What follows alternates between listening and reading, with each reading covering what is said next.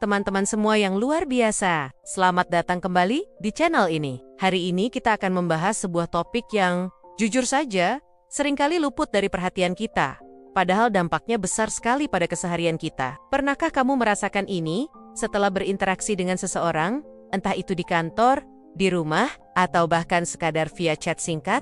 Tiba-tiba semangatmu runtuh, badan terasa lemas, mood jadi berantakan, padahal kamu tidak melakukan aktivitas fisik yang menguras tenaga, atau mungkin ada saja orang di lingkunganmu yang sepertinya selalu memancarkan aura suram. Dan kamu bingung bagaimana caranya agar kamu tidak tertular vibe negatifnya. Jika pengalaman ini akrab di telingamu, maka kamu berada di tempat yang tepat. Ini bukan fenomena langka. Interaksi dengan individu yang membawa energi negatif memang bisa sangat menguras cadangan energi mental dan emosional kita. Rasanya seperti baterai semangat kita tiba-tiba disedot habis-habisan tanpa ampun. Padahal, menjaga kadar energi positif itu adalah hal yang sangat vital loh, bukan hanya untuk kesehatan jiwa dan raga kita, tetapi juga untuk menunjang produktivitas, memperkuat hubungan interpersonal, dan tentu saja meningkatkan kualitas hidup secara keseluruhan. Bayangkan, bagaimana kita bisa mengejar impian atau menjadi versi terbaik dari diri kita jika energi kita selalu dalam kondisi lobat.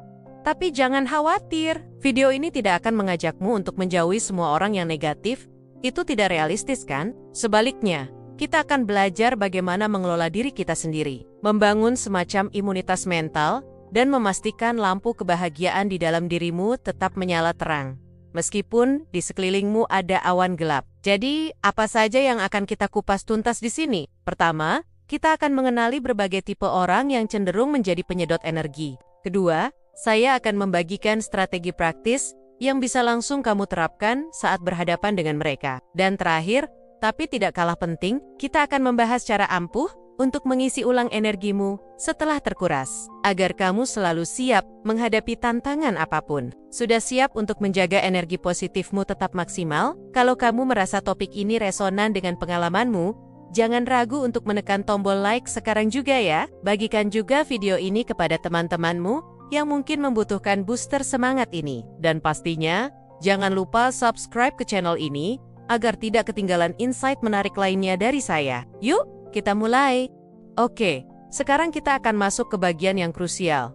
Bagaimana caranya kita mengenali tipe-tipe orang yang bisa menguras energimu? Memahami profil mereka adalah langkah pertama untuk membangun pertahanan diri.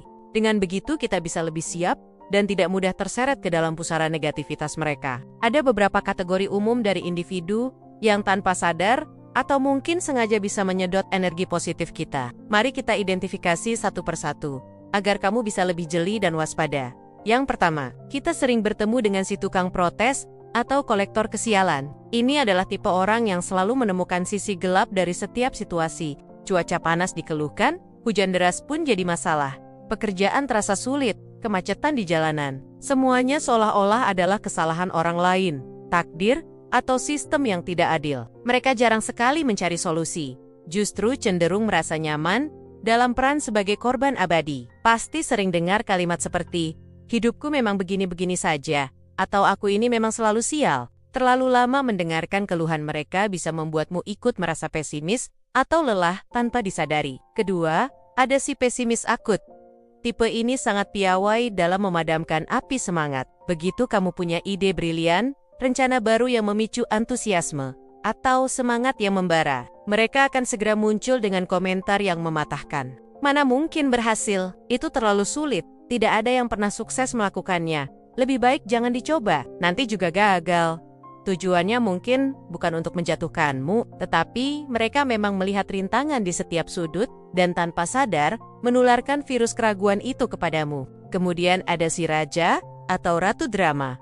Kelompok ini sangat menikmati menjadi pusat perhatian dengan masalah-masalah yang selalu dibesar-besarkan. Sebuah kerikil kecil bisa langsung diubah menjadi gunung yang maha dahsyat. Mereka seringkali melebih-lebihkan situasi dan kadang cenderung memanipulasi emosi orang lain untuk mendapatkan simpati yang berlebihan. Kita bisa merasa lelah sendiri karena harus terus-menerus menanggapi sinetron kehidupan mereka. Keempat, ini adalah tipe yang sering kita jumpai, si pencela atau kritikus tanpa solusi. Mereka punya kegemaran mengkritik, merendahkan, atau menghakimi orang lain termasuk kita, tanpa pernah sekalipun memberikan masukan yang konstruktif. Contoh kalimatnya, "Astaga, gaya bajumu begitu. Idemu sama sekali tidak bagus. Dasarnya kamu memang seperti itu." Berinteraksi dengan mereka bisa membuat kita merasa rendah diri, tidak percaya diri, atau bahkan memicu kemarahan. Dan yang terakhir yang juga cukup sering membuat kita jadi insecure atau overthinking, yaitu si pamer yang membuatmu merasa tidak cukup. Orang ini mungkin tidak selalu melontarkan hal negatif secara langsung, tetapi mereka sangat mahir memamerkan versi terbaik dari hidupnya di media sosial atau saat berkumpul. "Aku baru saja membeli ini.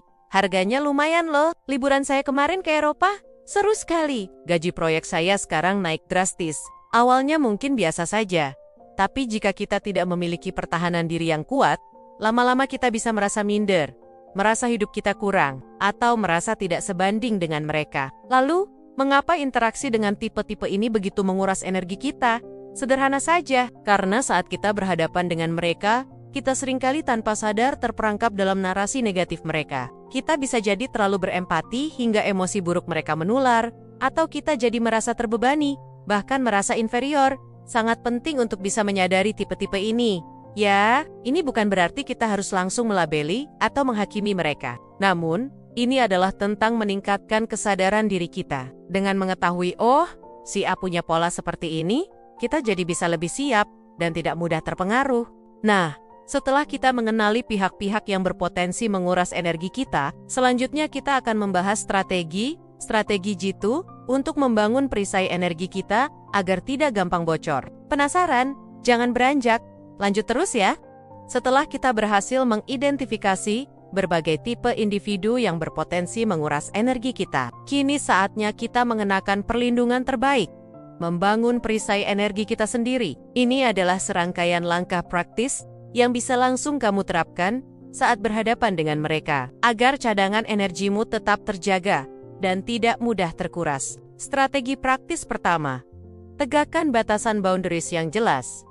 Mungkin terdengar sederhana, tapi dampaknya sungguh luar biasa. Kebanyakan dari kita merasa sungkan atau tidak enak hati untuk mengatakan tidak, padahal mengatakan tidak bukanlah tindakan egois. Justru itu adalah bentuk memprioritaskan kebutuhan dan kesejahteraan dirimu sendiri. Contoh situasi, jika ada teman yang tiba-tiba menelepon dan langsung meluncurkan rentetan keluhan tanpa henti, kamu bisa dengan sopan mengatakan, "Maaf ya, saat ini aku hanya punya waktu sekitar 15 menit. Setelah ini aku harus melanjutkan pekerjaanku." Atau, "Aku dengarkan kok, tapi sepertinya aku tidak bisa membantu banyak sekarang." Ini menunjukkan pentingnya membatasi durasi interaksi. Penting juga, tentukan topik apa yang bisa dan tidak bisa kamu diskusikan. Jika percakapan mulai mengarah ke keluhan politik yang berulang, yang kamu tahu hanya akan membuatmu pusing, kamu bisa mengalihkan, "Oke, bagaimana kalau kita bicarakan hal lain saja?" Atau, "Nanti kita bahas lagi kalau aku lebih santai." Strategi kedua, lakukan mendengarkan aktif, namun hindari terjebak dalam empati berlebihan. Ini bukan berarti kamu tidak peduli ya, namun ada perbedaan mendasar antara mendengarkan untuk memahami dan mendengarkan untuk menyelesaikan masalah yang sebenarnya bukan tanggung jawabmu. Jika mereka hanya ingin melampiaskan keluhan, cukup dengarkan saja. Tidak perlu terburu-buru memberikan nasihat jika tidak diminta. Cukup berikan anggukan, dan sesekali respons dengan kalimat seperti, "Oh, begitu ya?" atau "Aku mengerti perasaanmu." Kuncinya adalah menjaga jarak emosional. Akui perasaan mereka, aku paham kamu merasa seperti itu. Tetapi jangan biarkan emosi negatif mereka menular kepadamu. Kamu adalah seorang pendengar yang suportif, bukan tong sampah emosi mereka. Strategi ketiga, ubah arah pembicaraan atau alihkan topik.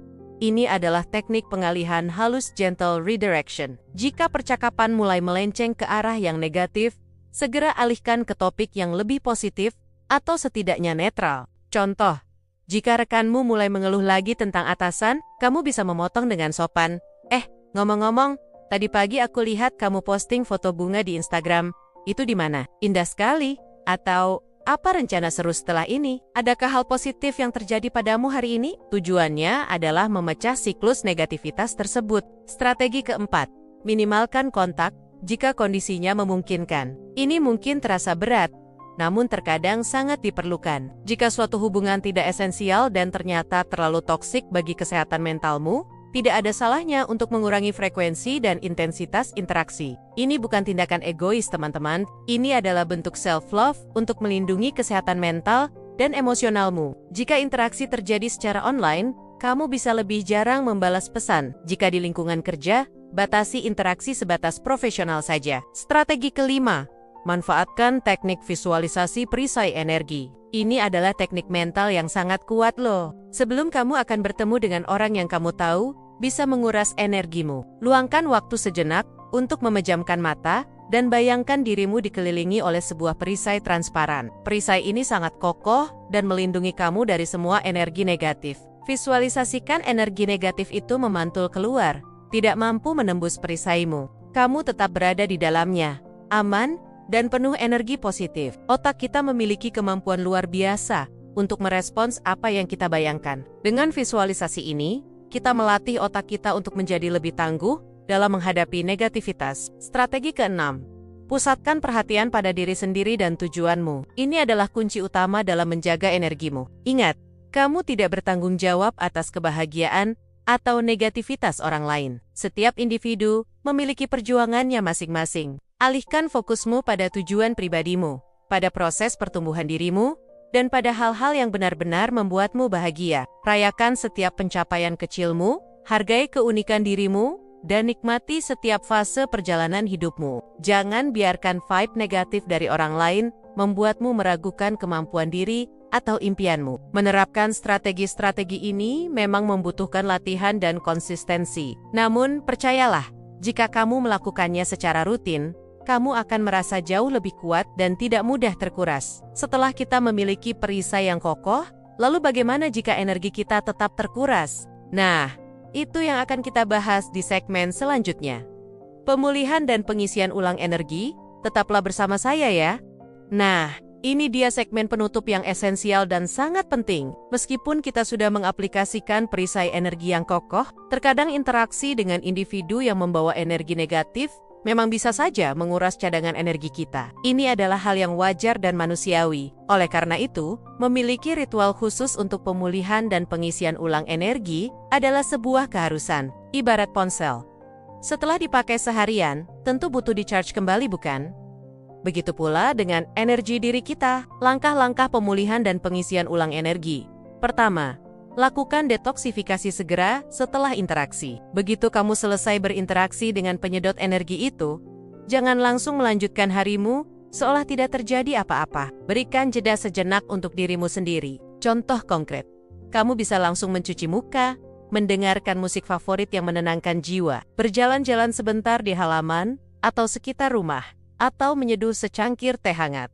Kuncinya, jauhkan dirimu dari sumber negativitas lain. Misalnya, jika kamu merasa sering insecure karena media sosial, matikan notifikasinya atau batasi dulu waktu scrollingnya. Biarkan dirimu bernapas lega dan merasa bebas. Kedua, prioritaskan kesejahteraan diri self-care sebagai kebutuhan utama.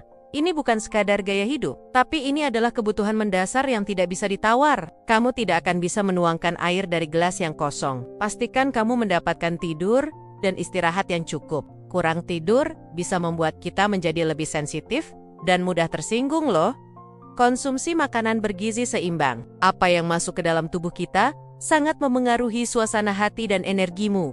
Lakukan olahraga secara teratur. Aktivitas fisik adalah cara yang sangat efektif untuk melepaskan stres dan meningkatkan produksi hormon kebahagiaan. Luangkan waktu khusus untuk melakukan hobi atau kegiatan yang benar-benar kamu nikmati, yang membuatmu lupa waktu dan merasakan kebahagiaan murni. Ini bisa berupa membaca buku, melukis, bermain game, atau sekadar menikmati waktu sendirian untuk refleksi. Momen kesendirian yang berkualitas sangat vital untuk mengisi ulang baterai mental kita. Ketiga, bangun fondasi rasa syukur yang kuat. Ini adalah pengubah permainan game changer yang paling ampuh untuk melawan energi negatif. Cobalah untuk menulis jurnal syukur setiap hari. Misalnya sebelum tidur, atau saat bangun pagi. Tuliskan minimal 3 hal yang kamu syukuri hari itu, sekecil apapun. Contoh, aku bersyukur udara pagi ini segar. Aku bersyukur bisa menikmati secangkir kopi yang nikmat. Aku bersyukur memiliki teman yang suportif. Dengan memfokuskan perhatian pada apa yang kamu miliki, bukan pada apa yang kurang, kamu akan secara signifikan mengurangi perasaan iri, minder, atau negatif yang mungkin menempel setelah berinteraksi dengan orang-orang tertentu. Keempat, latih diri dengan afirmasi positif. Kata-kata memiliki kekuatan yang luar biasa. Apa yang kamu bisikan pada dirimu sendiri sangatlah penting. Gantikan narasi negatif yang ada di kepalamu dengan kalimat-kalimat yang memberdayakan. Misalnya, daripada berpikir aku tidak bisa, ubah menjadi aku cukup baik apa adanya. Aku berharga.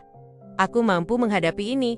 Atau aku kuat dan positif. Ucapkan kalimat-kalimat ini berulang kali, sampai kamu benar-benar merasakannya dalam hatimu. Kelima, kelilingi diri dengan lingkungan yang mendukung. Ini adalah investasi jangka panjang untuk kesehatan mental dan emosionalmu. Carilah dan kelilingi dirimu dengan orang-orang yang positif, yang menginspirasi, yang mendukung pertumbuhan pribadimu, dan yang turut merayakan setiap kesuksesanmu. Mereka adalah orang-orang yang akan mengangkatmu, bukan menjatuhkanmu. Hindari drama atau gosip yang berlebihan. Lingkungan yang sehat adalah lingkungan yang berfokus pada solusi, bukan pada masalah yang berkepanjangan tanpa penyelesaian. Bergabunglah dengan komunitas atau grup yang memiliki visi positif dan tujuan yang sejalan denganmu. Komunitas yang baik akan saling menguatkan dan mengisi energi satu sama lain. Ingatlah selalu, menjaga energi positif bukan hanya relevan saat kamu berhadapan dengan orang negatif.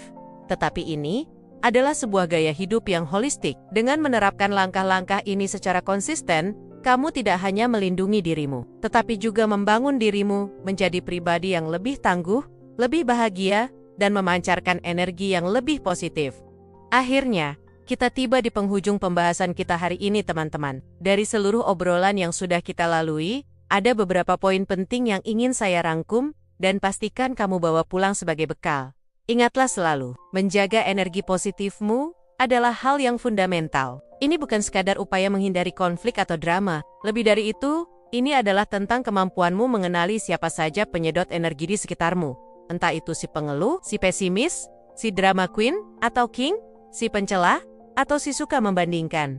Begitu kamu bisa mengidentifikasi mereka, kamu memiliki kekuatan untuk memasang perisai energimu. Ini bisa dilakukan dengan menetapkan batasan yang tegas, mendengarkan secara aktif namun tanpa membiarkan emosi menular, mengalihkan arah pembicaraan, atau bahkan secara bijak mengurangi kontak jika memang diperlukan. Dan yang paling krusial, jangan pernah lupakan ritual pemulihan dan pengisian ulang energimu setelahnya.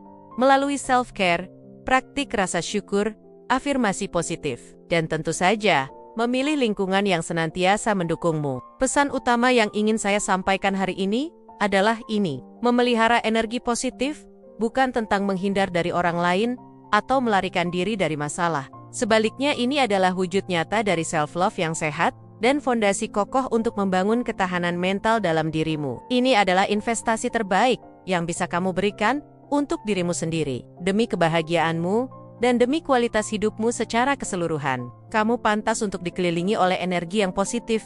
Kamu berhak untuk merasa bersemangat dan optimis setiap hari. Dan ingat, kamu memiliki kendali penuh atas bagaimana kamu merespons energi di sekitarmu. Jangan pernah biarkan siapapun atau apapun meredupkan cahaya unik yang ada dalam dirimu. Jadi, mulai detik ini, saya menantangmu untuk menjadi lebih peka, lebih berani mengatakan tidak pada hal-hal yang menguras, lebih disiplin dalam melakukan aktivitas yang mengisi ulang energimu, dan fokuskan pandanganmu pada segala hal positif yang memenuhi hidupmu. Jika kamu merasa video ini bermanfaat dan menginspirasi, jangan ragu untuk menekan tombol like ya. Beritahu saya di kolom komentar di bawah. Satu hal, apa yang akan kamu mulai terapkan hari ini? Bagikan juga video ini kepada teman atau keluarga yang mungkin juga membutuhkan pencerahan ini. Dan tentu saja, jangan lupa subscribe channel ini, agar kamu selalu mendapatkan insight berharga lainnya dari saya. Terima kasih banyak sudah menonton dan menyimak sampai akhir. Tetaplah positif, tetaplah bersinar, dan sampai jumpa di video berikutnya.